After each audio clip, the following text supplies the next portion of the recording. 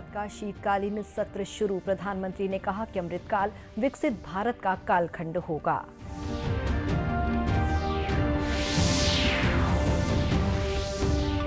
RBI के governor ने द्विमासिक मौद्रिक नीति समीक्षा की घोषणा की। रेपो रेट में 0.35% की बढ़ोतरी।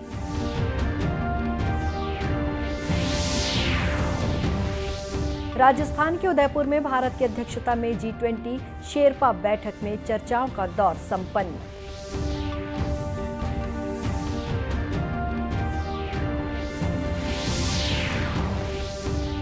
और देश भर में आज मनाया जा रहा है सशस्त्र सेना झंडा दिवस।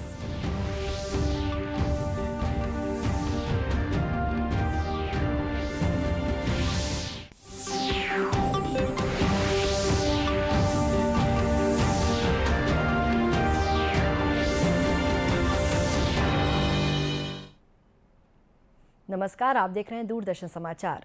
मैं हूं शुभ्रा भट्टाचार्य। अब समाचार विस्तार से। संसद का शीतकालीन सत्र आज शुरू हो गया है। ये सत्र इस महीने की 29 दिसंबर तक चलेगा।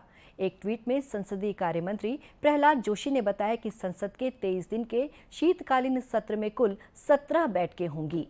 उन्होंने बताया कि केंद्र सरकार विधायी कामकाज और अन्य मामलों पर रचनात्मक बहस चाहती है। ये पहला सत्र होगा जब उपराष्ट्रपति जगदीप धनखड़ राज्यसभा के सभापति के रूप में काम कर रहे हैं।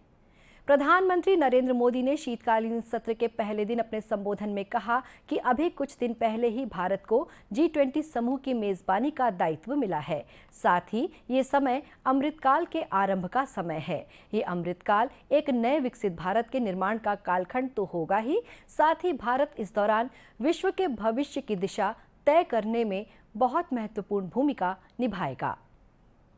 जब देश दो महत्वपूर्ण अवसरों का साक्षी बना है,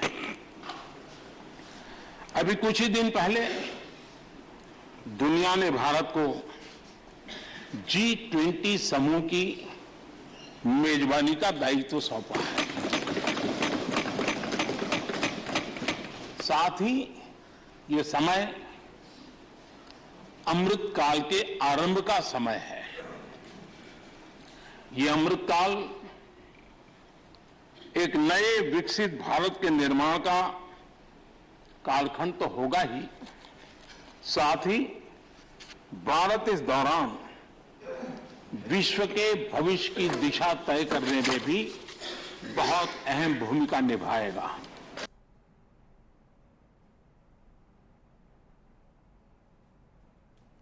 सत्र से पहले कल नई दिल्ली में संसद परिसर में सर्वदलीय बैठक हुई। रक्षा मंत्री राजनाथ सिंह, संसदीय कार्य मंत्री प्रहलाद जोशी, संसदीय कार्य राज्य मंत्री अर्जुन राम मेघवाल और वी मुरलीधरन ने भाग लिया।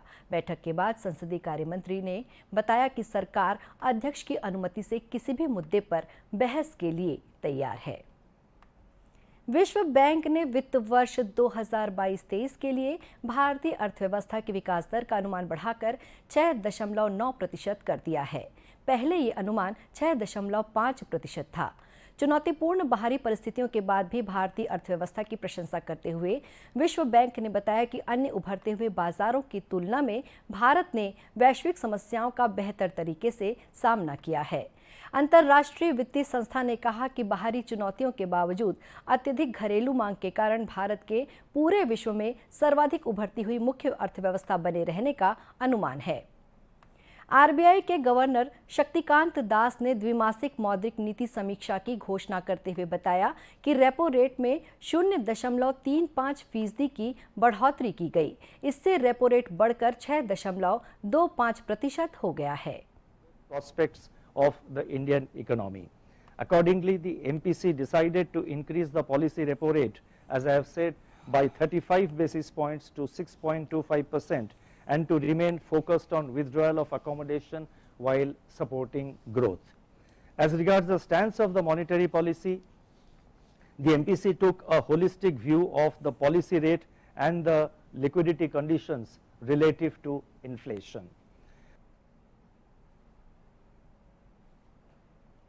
इसी प्रकार फिच रेटिंग्स ने भी चालू वित्त वर्ष के लिए भारत की आर्थिक विकास दर 7% बनाए रखी है।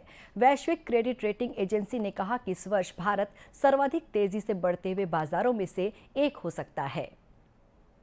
राजस्थान के उदयपुर में भारत की अध्यक्षता में G20 शेरपा बैठक में चर्चाओं का दौर आज संपन्न हुआ। इस दौरान प्रमुख वैश्विक मुद्दों पर विचार विमर्श हुआ। G20 के शेरपा अमिताभ कांत ने भारत द्वारा निर्धारित प्राथमिकताओं के प्रति समर्थन जताने के लिए प्रतिनिधि मंडलों का आभार व्यक्त किया। बैठक के बाद सभी शेरपा शिल्पग्राम गए। वहां वे भारतीय कला और संस्कृति से मंत्रमुग्ध नजर आए। भारत की अध्यक्षता में G20 शेरपा की पहली बैठक में विभिन्न मुद्दों पर 2 दिन का गहन मंथन मंगलवार को संपन्न हो गया। मंगलवार को जिन विषयों पर चर्चा हुई उनमें समावेशी विकास, बहुपक्षवाद और महिलाओं के नेतृत्व में विकास के साथ साथ खाद्य, ईंधन और उर्वरक, पर्यटन और संस्कृति से जुड़े मामले शामिल हैं। G20 शेरपा अमिताभ कांत ने भारत की प्राथमिकताओं पर भागीदारों द्वारा दिए गए समर्थन की सराहना की। बैठक में शामिल विदेशी शेरपाओं ने अहम मुद्दों पर अपने अपने देश का पक्ष रखा। This was a really important meeting for India because they presented their priorities and they had to convince the rest of the G20 of their priorities, and they did. It was a very strong success for India to showcase their plans for the presidency. And it is a presidency of an emerging market economy, and that is really the focus of India. It was a perfect outcome, and as we expected, India is taking this to the next level and committed to the priorities that they presented, and we wish them the best of luck during their presidency. मूल सत्रों के बाद G20 शेरपाओं और प्रतिनिधि मंडलों के लिए जाने माने शिल्पग्राम का दौरा आयोजित किया गया। शिल्पग्राम की वास्तुकला और प्रदर्शित की गई राजस्थानी कला और शिल्प की विविधता ने सबका मन मोह लिया।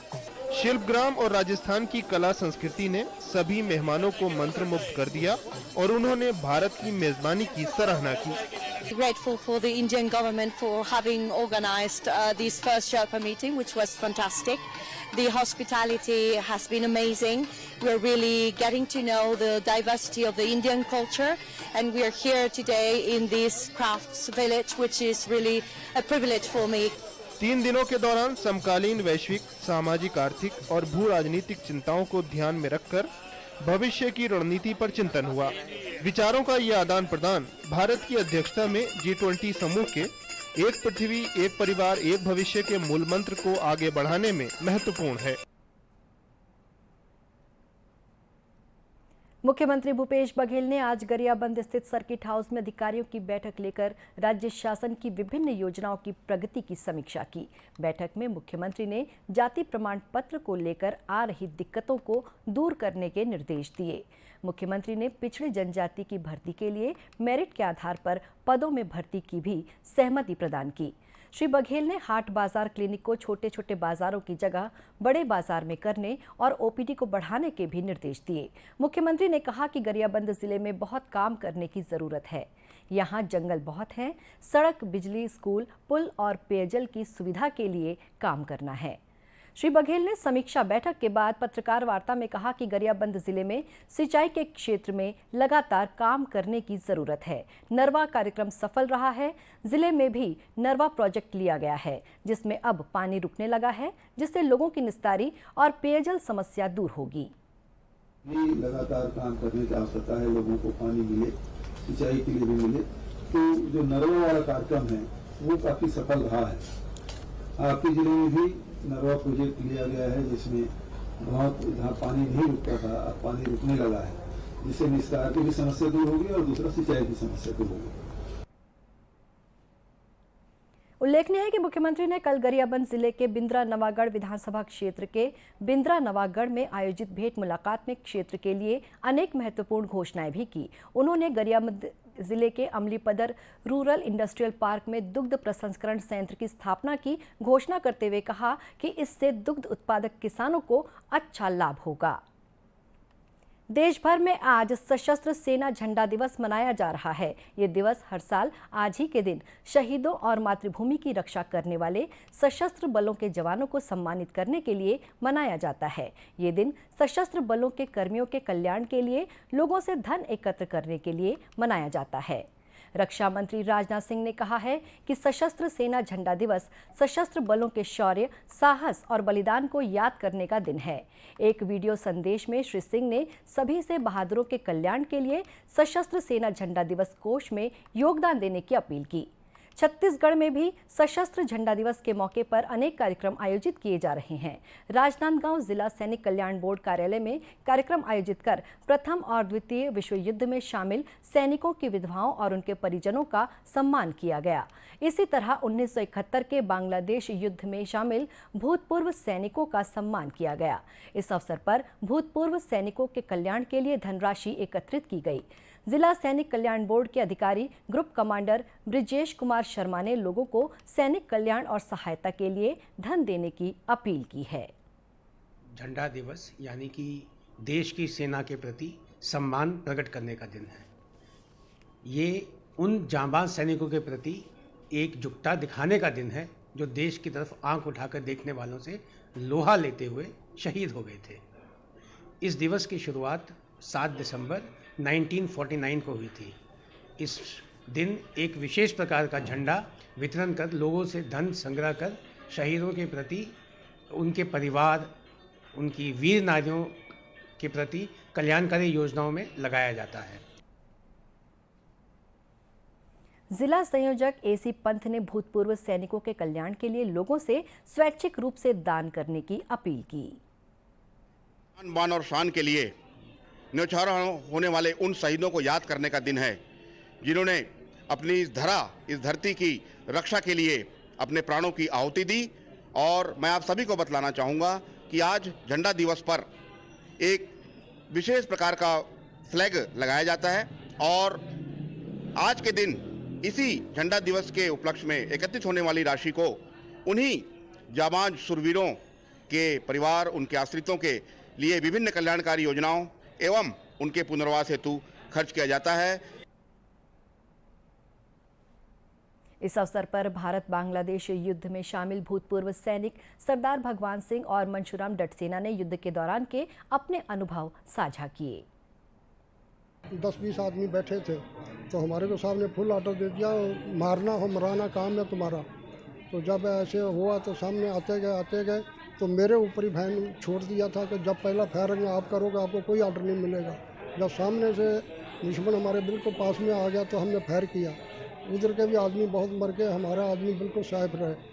उसके बाद कम से कम पूरी लड़ाई हमने 2 महीने लड़े हैं और गवर्नमेंट के कागजों में हमारे को 12 दिन शो किया था उस ज़माने में।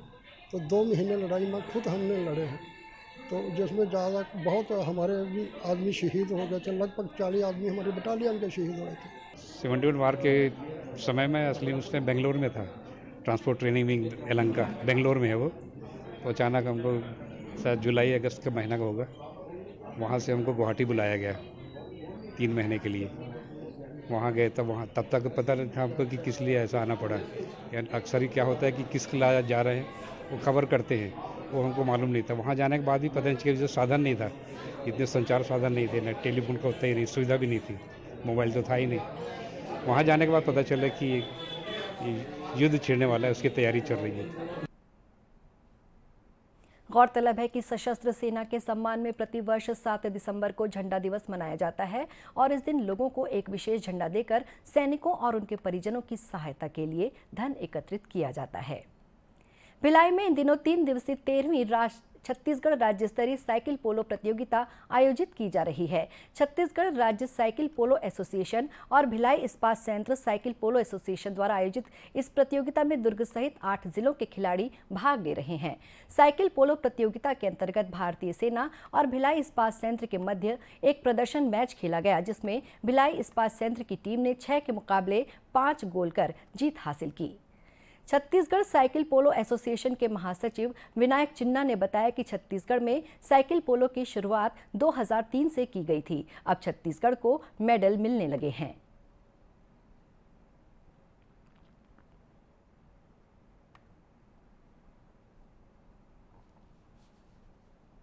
छत्तीसगढ़ में हमने 2003 से शुरू किया था। 2006-7 से हमको मेडल मिलना चालू हुए हैं और आज हम पिछले 4 वर्षों से देश में नंबर 1 पे है गत वर्ष की बात करें तो सब junior girls boys, junior girls boys, senior women में गोल्ड मेडल और सीनियर मैन फेडरेशन कप में ब्रॉन्ज मेडल। और अधिक से अधिक पुरस्कार, मेरे ख्याल से हम सबसे अधिक पुरस्कार खेल युवा कल्याण से हर साल लेते हैं।